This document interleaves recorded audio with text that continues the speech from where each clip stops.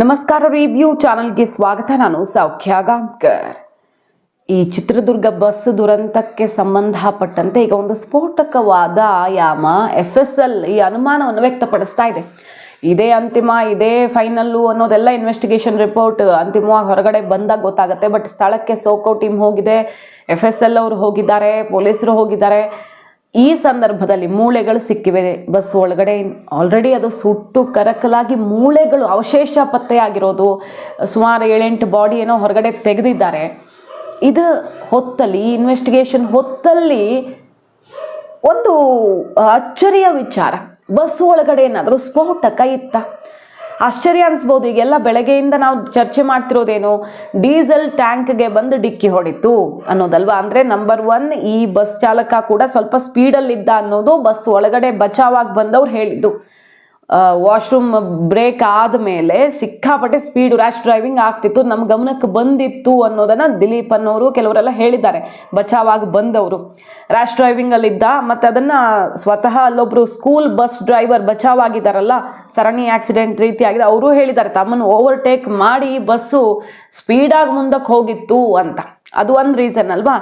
ಆದರೆ ಪ್ರಮುಖವಾಗಿ ಕಂಡು ಬಂದಿದ್ದು ಏನಿಲ್ಲಿ, ಇವರು ಸ್ಪೀಡಾಗಿ ಹೋಗ್ತಿದ್ರು, ಬಟ್ ಆ ಕಡೆಯಿಂದ ಬಂದು ಹೊಡೆದಂತಹ ಟ್ಯಾಂಕರು ಕರೆಕ್ಟಾಗಿ ಡೀಸೆಲ್ ಟ್ಯಾಂಕಿಗೆ ಗುದ್ದಿದೆ, ಹಾಗಾಗಿ ಬ್ಲಾಸ್ಟ್ ಆಗಿದೆ ಅಂತ. ಬಟ್ ಅಸಲಿ ಎತ್ತು ಅದಲ್ಲ ಅನ್ನೋ ರೀತಿಯದೊಂದು ವಿಷಯ ಬರ್ತಿದೆ. ಈಗ ಹೋಗ್ತಾ ಇದ್ರು, ಇವರು ಎಡಗಡೆಯಿಂದ ಹೋಗ್ತಾ ಇರ್ತಾರೆ, ಬಹಳ ಸ್ಪೀಡಾಗಿ ಹೋಗ್ತಾ ಇರುತ್ತೆ ಗಾಡಿ ಅನ್ನೋದು ಹಿಂದ್ಗಡೆ ಇದ್ದ ಬಸ್ ಡ್ರೈವರ್ ಕೂಡ ಕೊಟ್ಟಂಥ ಮಾಹಿತಿ, ಮತ್ತು ಬಸ್ ಒಳಗಿದ್ದವ್ರು ಕೊಟ್ಟ ಮಾಹಿತಿ. ಸರಿ, ಆ ಕಡೆಯಿಂದ ಟ್ಯಾಂಕ್ ಬಂದು ವಿ ಶೇಪಲ್ಲಿ, ಅಂದರೆ ಹಿಂಗೆ ಗುದ್ದಿ ಹಿಂಗೆ ಹೋಗಿದೆ, ವಿ ಶೇಪಲ್ಲಿ ಡಿಕ್ಕಿ ಹೊಡೆದಿದೆ ಬಲಗಡೆ.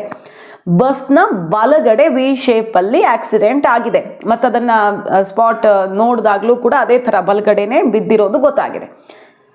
ಆದರೆ ಈಗ ಸಿಗ್ತಿರೋ ಮಾಹಿತಿ ಏನಂದರೆ, ಬಸ್ ಬಲಭಾಗದಲ್ಲ, ಎಡಭಾಗದಲ್ಲಿದೆ ಟ್ಯಾಂಕು. ಪೆಟ್ರೋಲ್ ಅಂದರೆ ಡೀಸೆಲ್ ಟ್ಯಾಂಕ್ ಇರೋದು ಬಸ್ನ ಎಡಭಾಗದಲ್ಲಿ. ಸೊ ಡಿಕ್ಕಿ ಹೊಡೆದ ಜಾಗಕ್ಕೂ ಟ್ಯಾಂಕ್ಗೂ ಸ್ವಲ್ಪ ಡಿಸ್ಟನ್ಸ್ ಇದೆ ಅಲ್ಲಿ.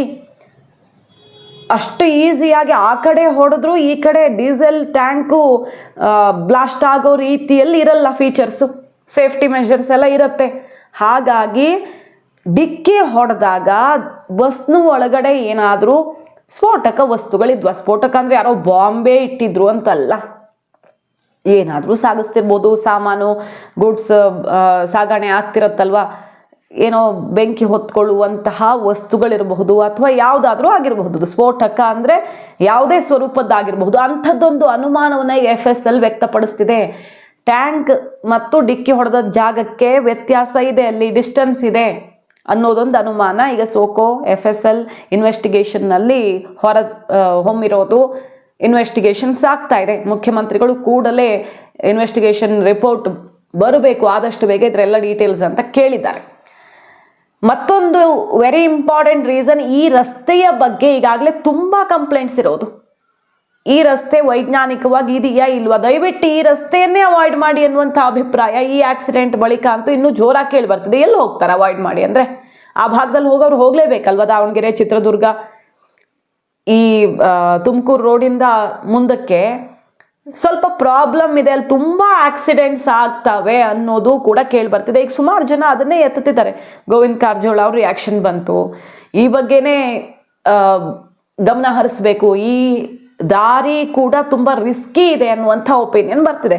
ಸುಮಾರು ಜನಕ್ಕೆ ಅದು ಅನುಭವ ಆಗಿರುತ್ತೆ. ಲಾಂಗ್ ಊರಿಗೆಲ್ಲ ಹೋಗೋರು ಎಷ್ಟೊಂದು ಸಲ ಲಾರಿ ಪಲ್ಟಿ ಆಯಿತು ಅಂತ ಜಾಮ್. ಹೋದ ವರ್ಷ ಒಂದು ದೊಡ್ಡ ಲಾರಿ ಪಲ್ಟಿ ಆಗಿತ್ತು, ಒಂದು ಕಾರ್ ಮೇಲೆ, ಒಂದು ಉದ್ಯಮಿ ಕುಟುಂಬದ ಮೇಲೆ ಲಾರಿ ಪಲ್ಟಿ ಆಗಿದೆ. ಇಂಥದ್ದೆಲ್ಲ ಸುಮಾರು ಕೇಳ್ತಾ ಇರ್ತೀವಿ. ಬಟ್ ಈ ರೋಡಲ್ಲಿ ಸ್ವಲ್ಪ ಜಾಸ್ತಿ, ಅಂದರೆ ಅಲ್ಲಿ ಸ್ವಲ್ಪ ಪ್ರಾಬ್ಲಮ್ ಇದೆ ರೂಲ್ಸ್ ಫಾಲೋ ಮಾಡೋದನ್ನು. ಈ ಮೈಸೂರು ರೋಡಲ್ಲಿ ಎಷ್ಟು ಎಕ್ಸ್ಪ್ರೆಸ್ ವೇ, ಎಷ್ಟು ಆಕ್ಸಿಡೆಂಟ್ಗಳಾಗ್ತಿತ್ತಲ್ವ, ಆಮೇಲೆ ಅಲ್ಲಿ ಸ್ಟ್ರಿಕ್ಟ್ ರೂಲ್ಸ್ ಆದಮೇಲೆ ಕಂಪ್ಲೀಟ್ ಆಗಿ ಅದು ಅವಾಯ್ಡ್ ಆಗಿದೆ, ಬಹುತೇಕ ಕಡಿಮೆ ಆಗಿಬಿಟ್ಟಿದೆ. ಅಲ್ಲಿ ಆರಂಭದಲ್ಲಿ 1.5 ಗಂಟೆಲೇ ನಾವು ಹೋಗಬೇಕು ಅಂತ ಓವರ್ ಸ್ಪೀಡಲ್ಲಿ ಹೋಗ್ತಿದ್ರು, ಎಕ್ಸ್ಪ್ರೆಸ್ ವೇ ಮಾಡಿಬಿಟ್ಟಿದ್ದಾರೆ ಅಂತ. ಏನು ಒಟ್ಟಿನಲ್ಲಿ ರೂಲ್ಸು ಸರಿಯಾಗಿ ಫಾಲೋ ಆಗ್ತಿರ್ಲಿಲ್ಲ. ಅದಾದ ಮೇಲೆ ಕಡಿಮೆ ಆಯಿತು. ಇಲ್ಲಿ ಏನು ಸಮಸ್ಯೆ ಅನ್ನೋದು ಕೂಡ ಪತ್ತೆ ಆಗಬೇಕಾಗಿದೆ. ಒಂದು ಸೊ ಈ ಆಕ್ಸಿಡೆಂಟಲ್ಲಿ ಯಾರದ್ದು ತಪ್ಪು ಅಂತ ಬಂದಾಗ, ಈಗ ನಿದ್ದೆಯಲ್ಲಿ ರ್ಯಾಶ್ ಡ್ರೈವಲ್ಲಿ ಆತ ಲಾರಿ ಅಂದರೆ ಆ ಟ್ಯಾಂಕರ್ ಅವನು ಹಾರಿದ್ದಾನೆ, ಇವರೂ ಕೂಡ ಓವರ್ ಸ್ಪೀಡಲ್ಲಿ ಇದ್ರು ಅಂತಾನೆ ಹೇಳ್ತಿರೋದು. ಹಿಂದ್ಗಡೆ ನೋಡಿ ಒಬ್ಬ ವ್ಯಕ್ತಿ ಹೀರೋ ಆಗಿರೋದು ಈ ಘಟನೆಯಲ್ಲಿ ಸರಣಿ ಆಕ್ಸಿಡೆಂಟ್ ರೀತಿ ಆಗಿದೆ. ಇವ್ರ ಹಿಂದ್ಗಡೆ ಈ ಬಸ್ ಸುಟ್ಟು ಕರಕಲಾಗಿರೋ ಬಸ್ ಹಿಂದ್ಗಡೆ ಒಂದು ಬಸ್ಸು ಟಿನೋದು ಸ್ಕೂಲ್ ಮಕ್ಕಳನ್ನ ಪ್ರವಾಸಕ್ಕೆ 60 ಜನ ಮಕ್ಕಳನ್ನ ಸ್ಕೂಲ್ ಪ್ರವಾಸಕ್ಕೆ ದಾಂಡೇಲಿ ಕರ್ಕೊಂಡು ಹೋಗ್ತಾ ಇದ್ದಂಥ ಚಾಲಕ ಎಡಗಡೆ ಎಳೆದು ಬಸ್ಸನ್ನು, ತನಗೂ ಗಾಯ ಆಗಿದೆ, ಹೆಂಗೋ ಬಚಾವಾಗಿದ್ದಾರೆ. ಇಡೀ ಬಸ್ಸು ಆ ಬಸ್ಗೂ ಕೂಡ ಸಮಸ್ಯೆ ಆಗಬೇಕಿತ್ತು, ಹಂಗಾಗಿದೆ ಆಕ್ಸಿಡೆಂಟು. ಬಟ್ ಜಸ್ಟ್ ಮಿಸ್ ಅಂತಾರಲ್ಲ, ಆ ರೀತಿ ಬಚಾವಾಗಿದ್ದಾರೆ. ಅವ್ರು ಹೇಳ್ತಾರೆ, ಅವ್ರು ಮಾತಾಡಿದಾಗ, ಹೌದು ಈ ವ್ಯಕ್ತಿ ಬಸ್ನ ಚಾಲಕ ತುಂಬ ಸ್ಪೀಡಾಗಿ ನಮ್ಮನ್ನು ಓವರ್ಟೇಕ್ ಮಾಡ್ಕೊಂಡು ಹೋಗಿದ್ದಾನೆ, ಆ ಕಡೆ ಹಾರಿದ್ದು ಕಾಣಿಸ್ತು ನಮಗೆ, ಈತ ಓವರ್ ಸ್ಪೀಡಲ್ಲಿ ಹೋಗಿದ್ದು ಕಾಣಿಸ್ತು ಅನ್ನೋದನ್ನು ಕೂಡ ಹೇಳಿದ್ದು ಈಗ ಗಮನಿಸ್ತಾ ಇದ್ದೀವಿ ನಾವು. ಇದೆಲ್ಲ ಘಟನೆ ಆಗೋಯ್ತು, ಅನಾಹುತ ಆಗೋಗಿದೆ ನೋಡಿ. ಈ ಸ್ಕೂಲ್ ಮಕ್ಕಳ ಬಸ್ ಚಾಲಕ ಯಾವ ರೀತಿ ಸಾಹಸ ಮೆರೆದಿರೋದು ಅಂದರೆ, ಒಂದು ತನ್ನ ಬಸ್ 60 ಜನ ಮಕ್ಕಳ ಪ್ರಾಣ ಉಳಿಸಿರೋದು, ಇನ್ನೊಂದು ಅಲ್ಲಿ 5-6 ಜನರನ್ನ ಎಳ್ಕೊಂಡಿದ್ದಾರೆ. ಬೆಂಕಿ ಹೊತ್ಕೊಂಡ್ಬಿಟ್ಟಿದೆ, ಆಲ್ರೆಡಿ ಹೊತ್ಕೊಂಡಿದೆ, ಒಳಗಡೆ ನುಗ್ಗು ಹೋಗುವಂಥ ಪರಿಸ್ಥಿತಿಯೇ ಇರಲಿಲ್ಲ. ಬಟ್ ಕೆಲವರೆಲ್ಲ ಎಮರ್ಜೆನ್ಸಿ ಎಕ್ಸಿಟ್ಟು ಅಥವಾ ಗ್ಲಾಸ್ ಹೊಡೆತಕ್ಕೆ ಗ್ಲಾಸ್ ತಂತಾನೆ ಪುಡಿ ಪುಡಿ ಆಗಿತ್ತು. ಸೊ ಅಲ್ಲಿಂದ ಎಲ್ಲ ಹೊರಗಡೆ ಬರೋದಕ್ಕೆ ಟ್ರೈ ಮಾಡ್ತಿದ್ದವರು ಸುಮಾರು ಜನರನ್ನೆಲ್ಲ ಅಲ್ಲಿ ಸ್ಥಳೀಯರು ಎಳ್ಕೊಂಡಿದ್ದಾರೆ, ಈ ಬಸ್ ಡ್ರೈವರ್ ಕೂಡ. ಅದರಲ್ಲೊಂದು ಮನ ಕಲಕುವ ಘಟನೆ, ಸ್ಥಳೀಯರು ಮಾತಾಡ್ತಾರೆ, ಕೇಳಿದ್ರೆ ಮೈ ಜುಮ್ ಅನ್ನತ್ತೆ, ಯಾರಿಗೂ ಬೇಡಪ್ಪ ಈ ಕಷ್ಟ ಅನ್ನೋ ಥರದ ಪರಿಸ್ಥಿತಿ. ಅಲ್ಲಿ ತಂದೆ ತಾಯಿನ ಎಳ್ಕೊಳ್ತಾರೆ, 1 ವರ್ಷದ ಮಗು ರೀ, 1 ವರ್ಷದ ಮಗು ಮಾತ್ರ ಎಳ್ಕೊಳಕ್ಕಾಗಿಲ್ಲ ಒಳಗಿಂದ. ಅಯ್ಯೋ ನನ್ನ ಮಗುವನ್ನು ಕಾಪಾಡ್ಕೊಡಿ ಅಂತ ತಾಯಿ ಕೇಳ್ತಿದ್ದಾರೆ. ಬೆಂಕಿ ಉರಿತಿದೆ, ಕಣ್ಣು ಮುಂದೆ ಮಗು ದಹಿಸಿ ಹೋಗಿದೆ. ಇದು ಡಿಸೆಂಬರಲ್ಲಿ ಆಗೋ ಅನಾಹುತಗಳಿದೆಯಲ್ಲ, ಡಿಸೆಂಬರಲ್ಲಿ ಯಾವಾಗಲೂ ಇಂಥ ಘಟನೆಗಳು ಸಿಕ್ಕಾಪಟ್ಟೆ ಸಂಭವಿಸ್ತವೆ. ಯಾಕೆಂದು ಗೊತ್ತಿಲ್ಲ, ಇಯರ್ ಎಂಡಲ್ಲಿ ಅನಾಹುತಗಳ ಸಂಖ್ಯೆ ಸಿಕ್ಕಾಪಟ್ಟೆ ಇರುತ್ತೆ. ಈ ವರ್ಷನೂ ಅಂಥದ್ದೊಂದು ಅನಾಹುತ ಸಂಭವಿಸ್ಬಿಟ್ಟಿದೆ. ಡ್ರೈವರ್ಗಳು ಇಲ್ಲಿ ಗೋಲ್ಡನ್ ಫೀಲ್ಡ್ಸ್ ಫ್ಯಾಕ್ಟ್ರಿಗೆ ಹೋಗ್ತಿದ್ದ ಡ್ರೈವರ್ಗಳು 4-5 ಜನ ಬಂದು ಆವಾಗ್ಲೇ ಒಂದು ತಾಯಿ ಮತ್ತೆ ಮಗು ಉಳಿಸ್ಬೇಕಾದ್ರೆ ನನಗೆ ಹೇಳಿದ್ರು, ಬಂದಾಗ ಒಂದು ಮಗು ತಂದೆ ತಾಯಿಗೆ ಇಬ್ಬರಿಗೂ ಎಳ್ಕೊಂಡ್ರು ಹೊರಗಿವ್ರು. ಆ ಒಂದು ಮಗು ಆ ತಂದೆ ತಾಯಿ ಎದುರಿಗೆ ಸುಟ್ಟೋಗಿದ್ ನೋಡಿ ಬಹಳ ಮನ ಕಲ್ಕಂತ ಒಂದು ಘಟನೆ. ಪಾಪ ಅವ್ರು ಹೇಳ್ತಾ ಇದ್ರು, ಹೇಳಕ್ಕೆ ಆಗ್ತಿಲ್ಲ ಅಂತ ಕಣ್ಣಾಗಿ ನೀರಾಗ್ಬಿಟ್ರು. ಆ ರೀತಿ ಇತ್ತು. ಅಂತ ಸಂದರ್ಭದಲ್ಲಿ ಇಲ್ಲಿ ಸ್ಥಳೀಯರು ಬಹಳ ಬಂದು, ಯಾರು ಬರದಾಗಿರೋ ಮುಂಚೆ ಇಲ್ಲಿ ಅವ್ಯವಸ್ಥೆ ಏನಿರುತ್ತಪ್ಪ ಅಂದ್ರೆ, ನಮ್ದು ಹೋಬಳಿ ಹೆಡ್ ಕ್ವಾರ್ಟರ್ ಇದು ಹೈವೇ ರಾಷ್ಟ್ರೀಯ ಹೆದ್ದಾರಿ, ಒಂದು ಆಂಬುಲೆನ್ಸ್ ಇರೋದಿಲ್ಲ ನಮ್ಮೂರಲ್ಲಿ. ಮತ್ತೆ ಫೈರ್ ಇಂಜಿನ್ಗೆ ನಾವು ಬಹಳಷ್ಟು ಸರಿ ಹೇಳಿದೀವಿ, ಯಾವುದೂ ಇರಲ್ಲ. ಡಿವೈಡರ್ಗಳಿದಾವೆ, ಅಂಡರ್ ಪಾಸ್ ಮಾಡ್ಕೊಡಿ ಅಂದ್ರೆ ಕೊಡಲ್ಲ. ಇಂಥ ಸಣ್ಣ ಪುಟ್ಟ ಘಟನೆಗಳು ಬಹಳಷ್ಟು ಆಗ್ತಾ ಇರ್ತವೆ ನಮ್ಮೂರಲ್ಲಿ. ಆಕ್ಸಿಡೆಂಟ್, ಅಪಘಾತ ಅಂದ್ರೆ ಅದೇ ನಮಗೆ ಮಾಮೂಲು ಆಗ್ಬಿಟ್ಟಿದೆ. ಅಪಘಾತಗಳು ಅಂಬೋದು, ಆಕ್ಸಿಡೆಂಟ್ಗಳಾಗೋದು ಇವೆಲ್ಲ ಬಹಳ ಏನು ಅದಕ್ಕೇನು ಇದೇನೇ ಇಲ್ಲ. ಸುಮ್ಮನೆ ಏನಪ್ಪಾ ಅಂದ್ರೆ ಆಕ್ಸಿಡೆಂಟ್ ಅಂದ್ರೆ ಏನೋ ಒಂದು ಇದು ಹಂಗೆ. ಆದ್ರೆ ಅದ್ರಲ್ಲೂ ಇದು ಇಷ್ಟು ಮಟ್ಟಿಗೆ ದೊಡ್ಡ ಮಟ್ಟಕ್ಕೆ ಇವತ್ತು ಮಾನಸ ಇಲ್ಲಿಲ್ಲ, ಮಾನಸ ಇಲ್ಲಿಲ್ಲ, ಮಿಲನ ಅಂತ ಒಬ್ಬರೇ ಇರೋದಿಲ್ಲ. ಮಾತಾಡ್ತೀರಾ ನೀವೊಬ್ಬರು ಬರ್ರಿ ಅಷ್ಟೇ, ಯಾರಿಗೂ ಒಬ್ಬರು ಮಾತ್ರ ಬರ್ರಿ, ಒಬ್ಬರು ಮಾತಾಡ್ತಾರೆ.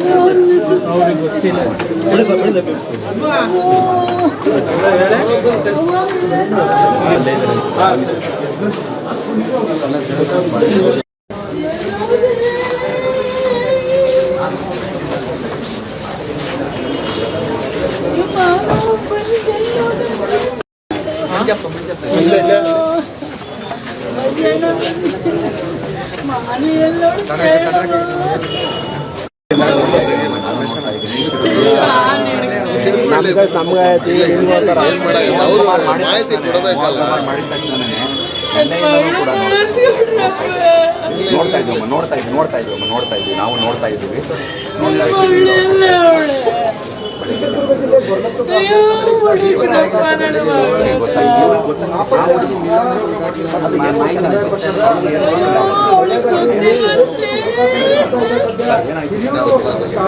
ಸೊ ನನ್ನ ಹಿಂದೆ ಇದ್ದಿದ್ದು, ಅದಾದ್ಮೇಲೆ ನನ್ನ ಓವರ್ಟೇಕ್ ಹೊಡೆದ ಬಸ್ ಮುಂದೆ ಬಂತು ಸರ್. ಅದಾದ್ಮೇಲೆ ಈ ಕಡೆಯಿಂದ ಆಪೋಸಿಟ್ ಇಂದ ಲಾರಿ ಬಂದಿರೋದು, ಲಾರಿ ಬಂದು ಸೀದಾ ಅದಕ್ಕೆ ಹೊಡಿತು ಸರ್. ಎಲ್ಲಿ ಸೆಂಟ್ರ್ ಹೊಡೆದಿರೋ ಸರ್, ಸ್ಲೀಪರ್ ಬಸ್ಸಿಗೆ ಸೆಂಟ್ರ್ ಹೊಡಿತು. ನಾನು ಸೆಂಟ್ರ್ ಲೈನಲ್ಲಿ ಬತ್ತಿದ್ದು, ಅದು ಡಿವೈಡರ್ ಹರಿದ್ ನನಗೆ ಕಾಣಿಸ್ತು ಸರ್ ಆ ಲಾರಿ. ಅದಾದ್ಮೇಲೆ ನಾನು ಲೆಫ್ಟ್ ಕೇಳ್ಕೊಂಡೆ ಸೀದಾ ಸೆಂಟ್ರಿಗೆ ಹೊಡಿತಿದ್ದಂಗೆ ನಮ್ಮ ಬಸ್ಗೆ ಸ್ಲೀಪರ್ ಹೊಡಿತು ಸರ್. ಅದಾದ್ಮೇಲೆ ನಾವು ಏನ್ ಮಾಡೋಕ್ಕಾಗಲಿಲ್ಲ, ಆದರೂ ಆರಿಸ್ತು ಸರ್. ಆರ್ಕೊಂಡು ಬಂತು ಸರ್ ಗಾಡಿ. ಇದು ಒಟ್ನಲ್ಲಿ ಎಲ್ಲರೂ ಸೇಫು ಸರ್. ನನ್ನ ಗಾಡಿಯಿಂದ ನಮ್ಮ ಮಕ್ಕಳಿಗೆ ಆಗಲಿ ಯಾರಿಗೇ ಆಗಲಿ ಏನೂ ತೊಂದರೆ ಆಗಿಲ್ಲ ಸರ್. ನಮ್ಮಲ್ಲಿ ಯಾರಿಗೂ ಏನೂ ಏಟ್ ಆಗಿರಲಿಲ್ಲ ಸರ್. ಸ್ಪಾಟಲ್ಲಿ ಎಲ್ಲ ಚೆನ್ನಾಗೇ ಇದ್ರು, ಹುಡುಗರೆಲ್ಲ ಚೆನ್ನಾಗೇ ಇದ್ರು ಸರ್. ಅದಾದ್ಮೇಲೆ ಕಿರ್ಚಾಟ ಸ್ಟಾರ್ಟ್ ಆಯಿತು ಸರ್ ಅಲ್ಲಿ ಹಿಂದೆ. ಅದಾದ್ಮೇಲೆ ನಾವು ಅಲ್ಲಿಗೆ ಹೋದೋ ಸರ್. ಅಷ್ಟೊತ್ತಿಗೆ ಆಲ್ರೆಡಿ ಬೆಂಕಿ ಹತ್ತಿತ್ತು ಸರ್. ಸ್ವಲ್ಪ ನಮ್ಮ ಕೈಲಿ ಎಷ್ಟಾಗುತ್ತೋ ಅಷ್ಟು ಜನನೂ ನಾವು ಎಳ್ಕೊಂಡು ಬಂದು ಆಗ್ತೋ ಸರ್. ಅದಾದ್ಮೇಲೆ ಬ್ಲಾಸ್ಟ್ ಆದಮೇಲೆ ಅಲ್ಲಿಗೆ ಫೈರು ಜಾಸ್ತಿ ಆಯಿತು. ಇನ್ನು ನಾವು ಅಲ್ಲಿ ಹತ್ರಕ್ಕೂ ಹೋಗೋಕ್ಕಾಗಲಿಲ್ಲ ಸರ್. ಆ ದೃಶ್ಯಗಳು ಈಗಲೂ ಪಾಪ ಆ ಲೋಕಲೈಟ್ಸಲ್ಲಿ ಯಾರಿದ್ರಲ್ಲ ಆ ಸಮಯದಲ್ಲಿ ಅರ್ಚಾಟ ಕಿರ್ಚಾಟ, ಬದುಕಿರೋರ್ಗೆ ಮೈಗೆ ಬೆಂಕಿ ಹೊತ್ಕೊಂಡು ಉರಿತಿದ್ರೆ ಕೇಳಬೇಕಾ. ನಿದ್ದೆಯಲ್ಲಿದ್ದರು ಪಾಪ, ಯಾರು ಎಚ್ಚರವಾಗಿದ್ರು ಕೆಲವರೆಲ್ಲ ತಪ್ಪಿಸ್ಕೊಂಡು ಬರೋಕ್ಕೆ ಅಟ್ಲೀಸ್ಟ್ ಟ್ರೈ ಮಾಡಿದ್ದಾರೆ. AC ಸ್ಲೀಪರ್ ಬಸ್ಸು ಆರಾಮಾಗಿ ಮಲ್ಕೊಂಡಿದ್ದಾರೆ. ಯಾರ ಹತ್ರನೂ ಅಲ್ಲಿ ಅನಾಹುತದ ಸುಳಿವಿತ್ತ ಅವ್ರಿಗೆ, ಪಾಪ ಮಲಗಿದ್ದಾರೆ ಎಲ್ಲ. ಅವ್ರಿಗೆ ಬೆಂಕಿ ಬಂದು ಮೈಗೆ ಬಿಸಿ ಆದಾಗಲೇ ಬಹುತೇಕರಿಗೆ ಗೊತ್ತಾಗೋದು. ಅಲ್ಲಿ ತನಕ ಗೊತ್ತಾಗದಿರೋರು ಇದ್ದಾರೆ. ಗೊತ್ತಾದವರು ಓಡಿ ಹೆಂಗೋ ಅರ್ಧಂಬರ್ಧ ಜೀವ ಆದರೂ ಉಳಿಸ್ಕೊಂಡಿದ್ದಾರೆ. ಬಟ್ ಅದು ತುಂಬ ಬರ್ನ್ ಆಗಿಬಿಟ್ಟಿದ್ರೆ ಅದು ಇನ್ನೂ ಕಷ್ಟ. ಹೋದವ್ರು ಹೋಗ್ಬಿಟ್ರು, ಈ ಬರ್ನ್ ಆಗಿ ಜೀವ ಹಿಡ್ಕೊಂಡಿರೋದಿದೆಯಲ್ಲ ಅದು ಇನ್ನೂ ಕಷ್ಟ. ಅಂಥ ಪರಿಸ್ಥಿತಿಯಲ್ಲಿರೋರು ಇದ್ದಾರೆ. 7-8 ಬಾಡಿ ಏನೋ ಈಗ ತೆಗೆದಿದ್ದಾರೆ. ಕೆಲವ್ರದ್ದೆಲ್ಲ ಗುರುತು ಸಿಗ್ತಿಲ್ಲ, ಮೂಳೆ ಅಷ್ಟೇ ಉಳ್ಕೊಂಡಿದೆ. ಕೆಲವ್ರದ್ದೆಲ್ಲ ಸ್ವಲ್ಪ ಪತ್ತೆ ಹಚ್ಚೋ ರೀತಿಯಲ್ಲಿದೆ. ಒಟ್ಟಾರೆಯಾಗಿ ಈ ದುರಂತ ಮಾತ್ರ ದೇಶವನ್ನೇ ಬೆಚ್ಚಿ ಬೀಳಿಸಿರೋದು. ಈಗ ರಾಜ್ಯ ಸರ್ಕಾರದಿಂದ 5 ಲಕ್ಷ, ಕೇಂದ್ರ ಸರ್ಕಾರದಿಂದ 2 ಲಕ್ಷ ಈ ಥರ ಎಲ್ಲ ಘೋಷಣೆ ಆಗಿದೆ. ಬಟ್ ಅದು ಏನೇ ಘೋಷಣೆ ಮಾಡಿದ್ರೂ ಕಳ್ಕೊಂಡವ್ರನ್ನಂತೂ ತರೋಕ್ಕಾಗಲ್ಲ. ನೋಡಿ, ಈಗ ಇನ್ಫಾರ್ಮೇಷನ್ನು ಯಾರಿಗಾದರೂ ಮಾಹಿತಿ ಹುಡುಕ್ತಿರೋರು ಇದ್ದರೆ ಎಲ್ಲ ಕಡೆ ಬಿತ್ತರಿಸಲಾಗ್ತಿದೆ. ಹಿರಿಯೂರು ಸರ್ಕಾರಿ ಆಸ್ಪತ್ರೆಯಲ್ಲಿ ಗಾಯಾಳುಗಳು ಯಾರ್ಯಾರಿದ್ದಾರೆ ಅಂದರೆ ವಿಜಯ್ ಭಂಡಾರಿ, ಆದಿತ್ಯ, ಪ್ರತೀಶ್ವರನ್, ಮೇಘರಾಜ್, ಅಭಿಷೇಕ್, ಸೂರಜ್, ಮಹಮ್ಮದ್ ರಫಿ ಡ್ರೈವರ್ ಈತ, ಮಹಮ್ಮದ್ ಸಾದಿಕ್ಕು ಕಂಡಕ್ಟರು, ಶಶಾಂಕು ಕ್ಲೀನರ್ ಕೂಡ ಬಚಾವಾಗಿದ್ದಾನೆ. ಮತ್ತು ಯಾರು ಮಿಲನ, ಕವಿತಾ, ಸಂಧ್ಯಾ ಇಷ್ಟು ಜನ ಬಚಾವಾಗಿ ಅಲ್ಲಿ ಗಾಯಾಳುಗಳಿದ್ದಾರೆ. ಮತ್ತು ಶಿರಾ ಸರ್ಕಾರಿ ಆಸ್ಪತ್ರೆಯಲ್ಲೂ ಕೂಡ ಸುಮಾರು ಜನ ದಾಖಲಾಗಿದ್ದಾರೆ. ಕೆಲವರು ಮಿಸ್ಸಿಂಗ್ ಇದ್ದಾರೆ. ಮಾನಸ ಅನ್ನೋರ್ದು ಸಿಗ್ತಾ ಇಲ್ಲ. ಬಿಂದು ಮತ್ತು ಅವರ ಮಗು ಏನಾದರೂ ಅನ್ನೋದು ಗೊತ್ತಾಗ್ತಿಲ್ಲ. ಕೆಲವರು ಅಲ್ಲಿ ಒಳಗಡೆ ಏನಾದರೂ ಹೆಚ್ಚು ಕಡಿಮೆ ಆಗಿದೆಯಾ ಅವ್ರಿಗೆ, ಅಥವಾ ಹೊರಗಡೆ ತಪ್ಪಿಸ್ಕೊಂಡು ಎಲ್ಲರೂ ಹೋಗಿದ್ದಾರಾ, ಆಸ್ಪತ್ರೆಯಲ್ಲಿದ್ದಾರಾ, ಒಂದೂ ಗೊತ್ತಾಗ್ತಿಲ್ಲ. ಆಸ್ಪತ್ರೆಯಲ್ಲಿದ್ದರೆ ಇಷ್ಟೊತ್ತಿಗೆ ಕಾಂಟ್ಯಾಕ್ಟ್ ಆದರೂ ಮಾಡಿರ್ತಿದ್ರು. ಅವ್ರು ಏನಾಗಿದ್ದಾರೆ ಅನ್ನೋದೇ ಗೊತ್ತಾಗ್ತಿಲ್ಲ. ಸುಮಾರು 5-6 ಜನರ ಕಾಂಟ್ಯಾಕ್ಟ್ ಡೀಟೇಲ್ಸ್ ಪೊಲೀಸರು ಅವ್ರನ್ನ ಕಾಂಟ್ಯಾಕ್ಟ್ ಮಾಡೋದಕ್ಕೆ ಅಥವಾ ಅವ್ರನ್ನ ಹುಡುಕೋದಕ್ಕೆ, ಅವ್ರ ಬಗ್ಗೆ ಮಾಹಿತಿ ಕಲೆ ಹಾಕೋಕ್ಕೆ ನೋಡ್ತಿದ್ದಾರೆ. ಬಸ್ಸಲ್ಲಿ ಮೂಳೆಗಳು ಸಿಕ್ಕಿವೆ, ಅದು ಯಾರದ್ದು ಅನ್ನೋದು ಗೊತ್ತಾಗಬೇಕು. ಬಹಳ ಭೀಕರವಾಗಿ ಬೆಚ್ಚ ಬೀಳಿಸಿದೆ ಇದೊಂದು ಘಟನೆ.